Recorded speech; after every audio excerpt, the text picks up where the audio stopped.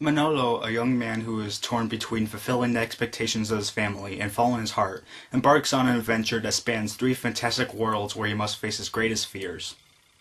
This is my review of the Book of Life.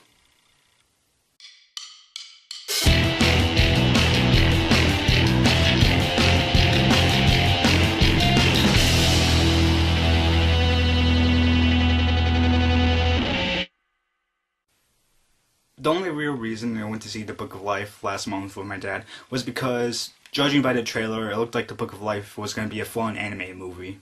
And I have to tell you that after seeing The Book of Life, I thought the movie was good. The good points. I'll say that the best thing about this anime movie is the animation, because I thought throughout the movie the animation was well put together.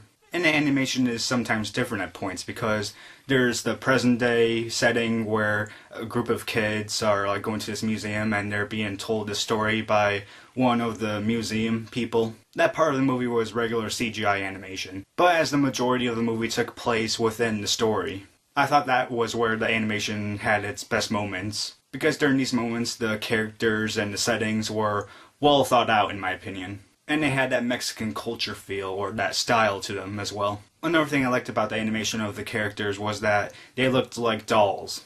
And I thought that was good because that's something that you wouldn't really think about when you're making your characters. Next, I'll have to say that the first half of this movie was really great, because it did a good job of building up the characters and building up the main storyline of this movie.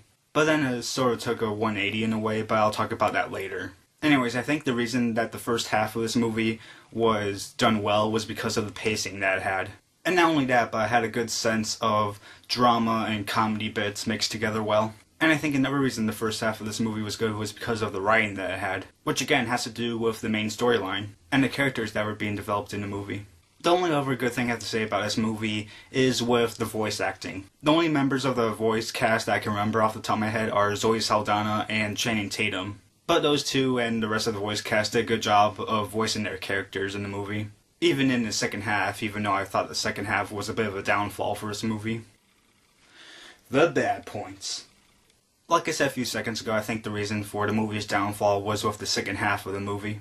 And the main reason the second half didn't work for me was because of the way it was paced. And what I mean by that is that the story and the events were unfolding so fast that it was like, whoa. Because there are some things in the second half of this movie where it's like, oh, I would like to see more of that. Or there are some other things in this movie where it's like, oh, I didn't feel that emotion or that dramatic emotion. And I'll explain some of those things later on in the spoiler section. But I think that if the pacing of the second half of this movie was better, then I think this movie would have had a higher grade for me. Really, the only other bad point I can say about this movie is with some of the writing, because there's one part of the writing where it's like, oh yeah, like this surprise was a little bit obvious, and I'll get to that in a second. But there's some writing in the second half of this movie that I thought could have been a little bit thought out more. So like I said, I saw this movie with my dad, and my dad gives this movie a 3 out of 4 stars, and that is my exact same rating, a 3 out of 4 stars. If you're a fan of anime movies or animation in general, I think you will like this movie simply because of the animation. And for me, that's what I like the most about this movie, which is the animation, since it captured that Mexican culture. And like I said, I like this movie also because of the first half of the movie. But like I said, I thought this movie could have gotten a better score if it had worked on the pacing issues they had in the second half, and with some of the writing issues as well of the second half. Alright, spoilers for The Book of Life. If you haven't seen The Book of Life yet, and you still want to see it, then get out of here now, because I'm going to be spoiling it for you, and I'm going to be spoiling some things that happened in the second half that could have been worked on, and I'm going to be spoiling the one small surprise that happens at the end. So if you want to know some of the things and that one surprise that happens in the second half still and not be spoiled, then get out of here now, like I said. So one of the things that I didn't like about this movie was when Manolo's dad dies. Because what happens is that Manolo's dad is at the memorial of his son, and these two kids start to run towards him and knock into him, I think. And then the dad asks what's going on? And the kids tell him that the gang is coming. So he tells the kids to run and tell the town that the gang is coming, and that he'll give them time by fighting off the gang before they get to the town. So then the gang leader comes, and then Manolo's dad draws his swords, and then it's like they jump at each other, swinging their swords, and then it goes back to the land of the remembered. And I believe it's at the arena because it's like Manola's mom is with the rest of the family and looking down at what Manola's doing with the bowls in the arena. And then all of a sudden, it's like poof, and Manola's dad's there. And I didn't feel any emotion at all when that happened. I mean, I didn't feel bad that he died. I didn't feel glad to see him since I just saw him a second ago and I knew that he was going to come back. And I think that was the issue of editing and pacing and writing. And I think what I would have done is that let Manola's dad die. But then I think you have Manola's dad come back later on with the dead going to the town and helping the people of the town fight off the gang. And speaking of that fight scene, let's talk about that for a little bit.